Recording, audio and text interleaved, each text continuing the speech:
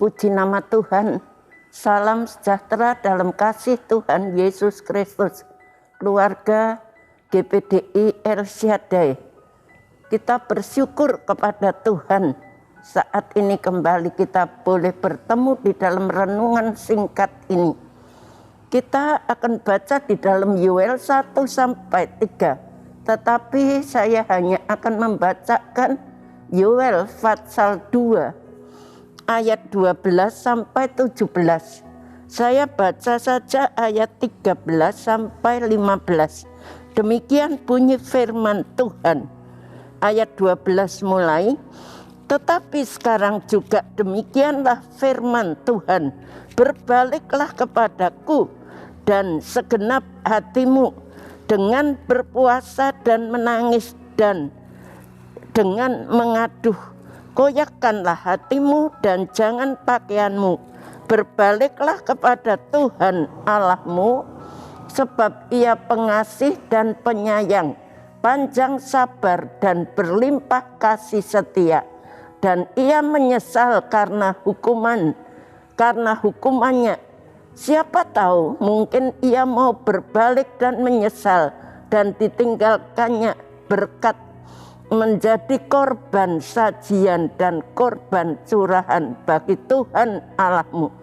Tiuplah sangkakala di Sion, adakanlah puasa yang kudus, maklumkanlah perkumpulan raya. Saya beri tema firman Tuhan pada saat ini. Jangan tunda waktu untuk bertobat. Jangan tunda waktu untuk bertobat. Dalam ayat 13 tadi dikatakan, koyakkanlah hatimu dan jangan pakaianmu. Berbaliklah kepada Tuhan Allahmu, sebab Ia pengasih dan penyayang, panjang sabar dan berlimpah kasih setianya. Jangan tunda waktu untuk bertobat. Nama Yoel itu artinya Yehova adalah Allah. Dan kita melihat kata kunci dari kitab Yoel ini adalah hari Tuhan. Kita melihat di zaman Yoel, maka pada saat itu datanglah bermacam-macam belalang. Kalau kita melihat di dalam pasal 1, belalang itu bermacam-macam menyerang dan menyerbu dan tidak menyisihkan satupun, tidak menyisakan satupun tanaman di daerah Palestina. Jadi belalang itu pada zamannya Yoel, belalang itu bermacam-macam belalang datang untuk menyerbu, menyerang dan tidak menyisahkan satupun tanaman di dataran Palestina.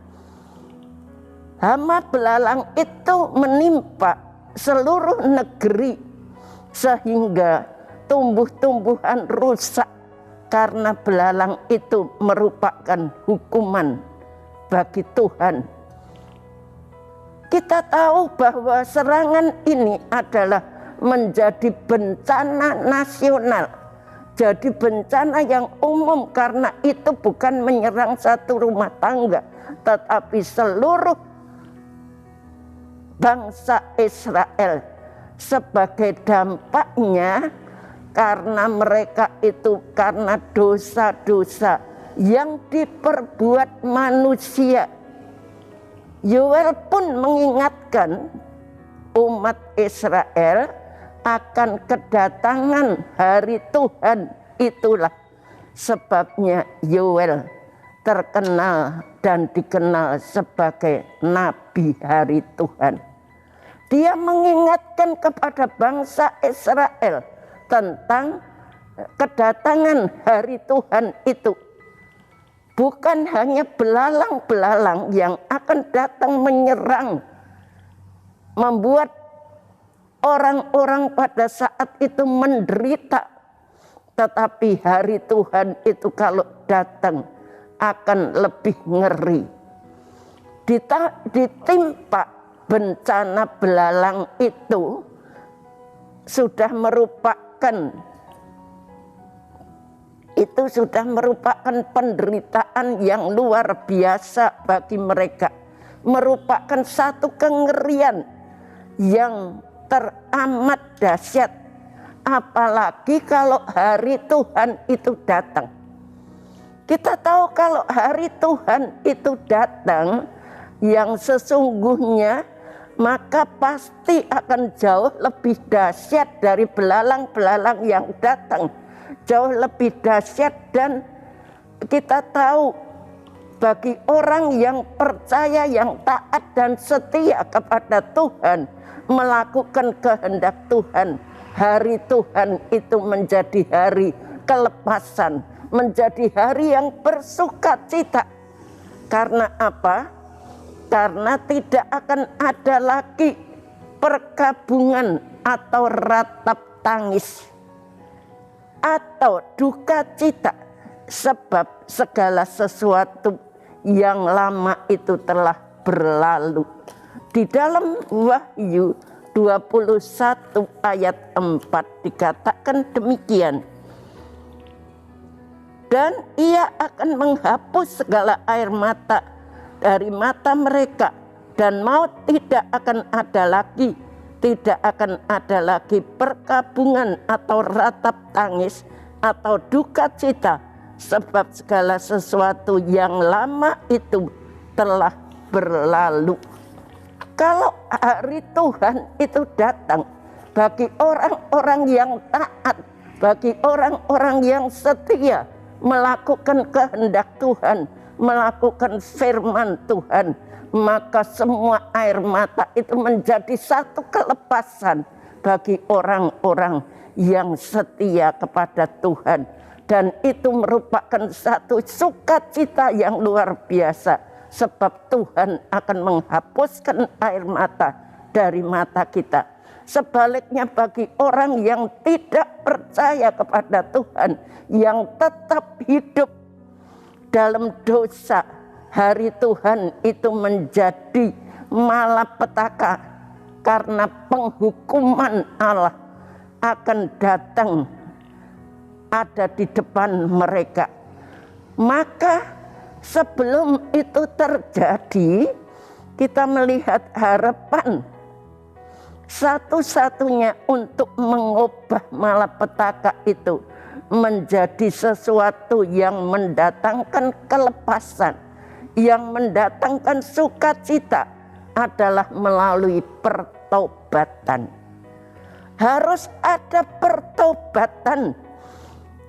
Karena itu Yoel menyerukan umat Israel untuk segera bertobat dari kehidupan mereka yang jahat, dari kehidupan mereka yang lama.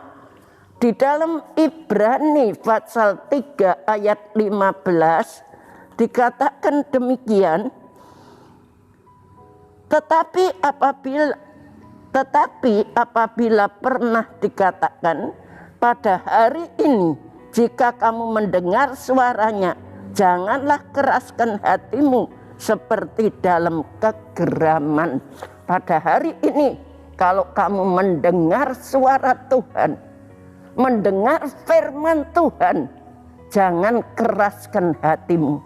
Berbalik, jangan tunda waktu untuk bertobat. Kita melihat kondisi keadaan dunia pada saat ini, itu adalah satu tanda bahwa Tuhan akan kembali datang menghukum dunia ini.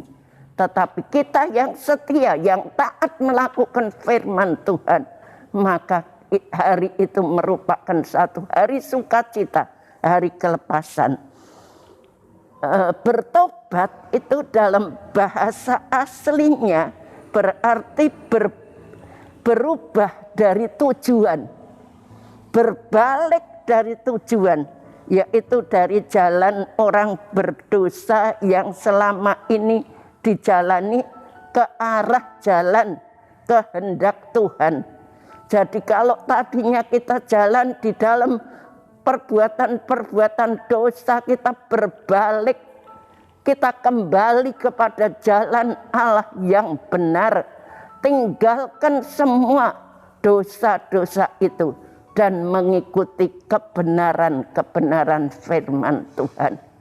Supaya jangan sampai hari Tuhan itu merupakan hari yang sangat ngeri, karena kita akan menerima hukuman Tuhan yang luar biasa. Tetapi biarlah hari Tuhan itu menjadi hari kelepasan, menjadi hari sukacita buat kita semuanya. Jangan tunda waktu untuk bertobat. Masih ada waktu, masih ada kesempatan. Mari kita bersama-sama kembali kepada jalan Tuhan yang benar, kembali kepada firman Tuhan. Dan Tuhan itu adalah Allah pengasih dan penyayang. Dia akan mengampuni segala dosa-dosa kita.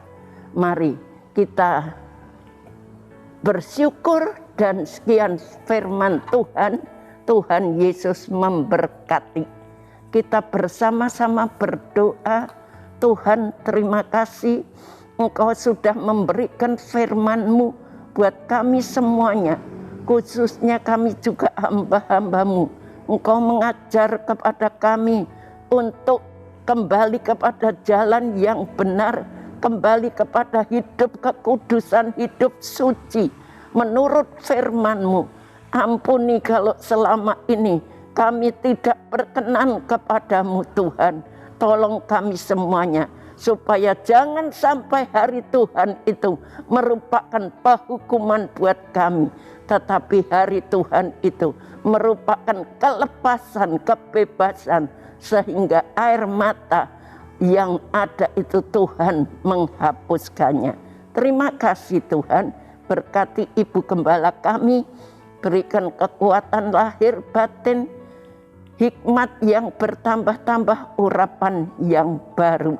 Terima kasih, rahmat, damai, sejahtera, dan kasih kiranya melimpahi jemaat GPDI El Shaddai. Terima kasih Tuhan, berkati call center, semua jerih lelahnya Tuhan tolong. Dalam nama Tuhan Yesus Kristus kami sudah berdoa. Amin.